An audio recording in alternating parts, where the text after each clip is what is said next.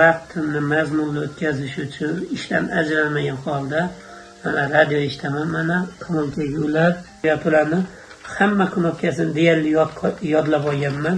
Boshqarish tizimini ham o'ylab topganman.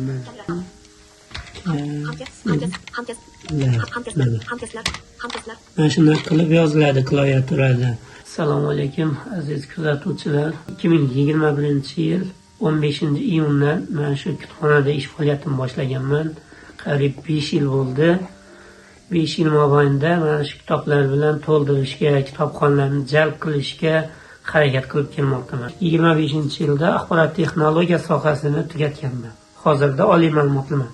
600 dan ortiq ko'z ojizlar ro'yxatga olingan.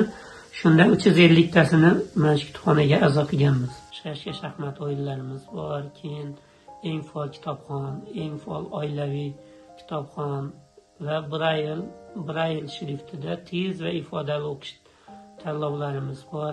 Eng faol kutubxonachi tanlovimiz bor.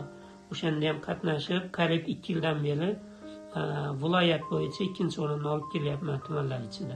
Bizning javonimizda 900 dan ziyod kitobimiz bor. Mana Braille nashrdagilar. Keyin orqa tarafimda mana Braille'ni orqa tarafda bosmalarimiz bor. Asosan bizda badiiy kitoblar ko'proq kutubxonamizdan jamlangan kutubxonamizda. Ko'z ojizlar maktab internat tugatgandan keyin mana shu Braille shrifti bo'yicha mutaxassisman. Alloh bir varaq qog'ozni olib unga razm soldi. Qog'ozda shunday xat yozilgan edi.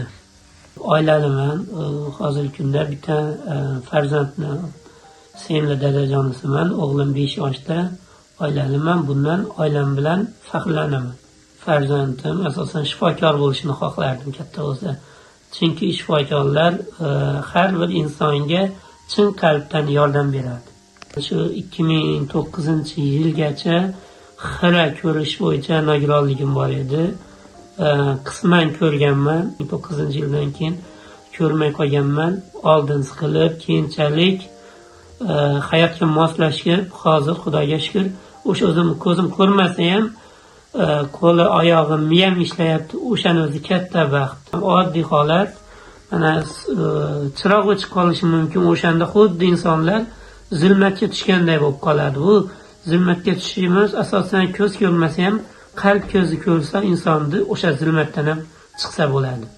Baxt hech qachon boylikdan emas, mol davlatdan emas. Baxt tinchlik, totuvlikda, oila bilan hamjihatlikda va bir-biriga bo'lgan ishonchda. Do'stlarimiz bilan tez-tez suhbatlashib turamiz. Har oyda deyarli ko'rishib turamiz. Biron-bir ko'ngilochar joylarda. Do'stlarim ham turli xil lavozimlarda ishlaganligi tufayli, ular ham o'qituvchi va mana kutubxonachi, hammamiz oliy ma'lumotli bo'lgandan keyin asosan dam olish kunlari, bayram kunlari uchrashib turamiz.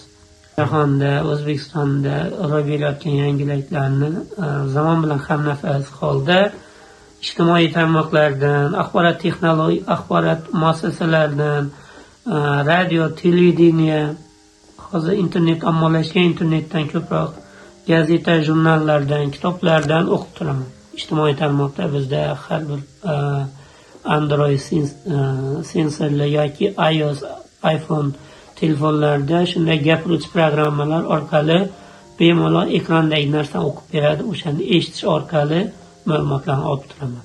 Bu 24 ta katak, 18 ta qatordan iborat. Hozir men davlat ramzlarini yozib beraman. Mana. Davlat ramzlari.